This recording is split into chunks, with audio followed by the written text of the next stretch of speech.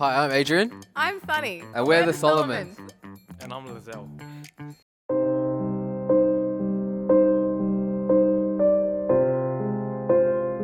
Welcome back to Project 15, Day 20. Today we're reading from Mark chapter 11, verses 1 to 11. Yeah. Pause. What is pause? What a privilege it is to be able to spend your time in the Word of God. And today's text is from Mark chapter 11, verse 1 to 11. And I wanted just to highlight this wonderful truth. As a matter of fact, if you would have to summarize these verses, I would entitle the triumphal entry of Jesus Christ in Jerusalem. But what actually this text is teaching is several important practicals. Number one, this was a prophecy. As a matter of fact, if you read chapter 11, verse 9, says, "Those who went ahead and those who followed shouted, 'Hosanna, blessed is he who comes in the name of the Lord. Blessed is the coming of the kingdom of our father David. Hosanna, the highest in heaven.'" And this was the entry how Jesus declaring himself as king, prophesied by Zechariah when he said, "Tell the city of Zion, look, your king is coming."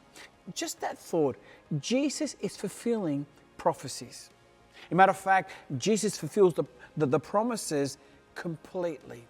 And that's a great example for us to do, that as we've been entrusted to fulfill God's principles, that we'll fulfill it faithfully in whatever the Lord tells us. What's unique also about this passage is that we see a miracle. He enters Jerusalem with a donkey that had never been ridden.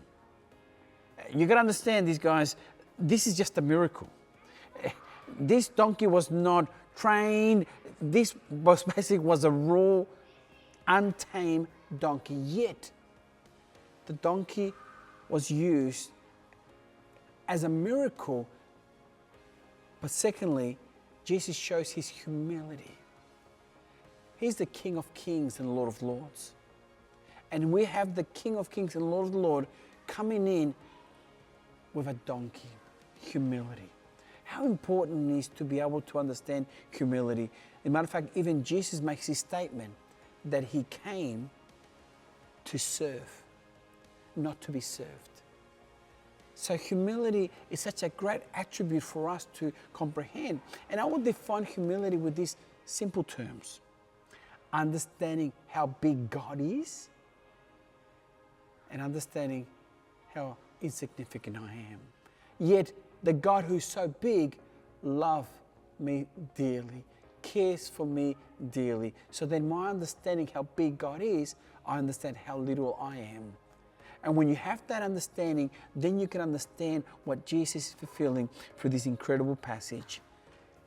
This is Jesus declaring to the world that he is the King of Kings and Lord of Lords.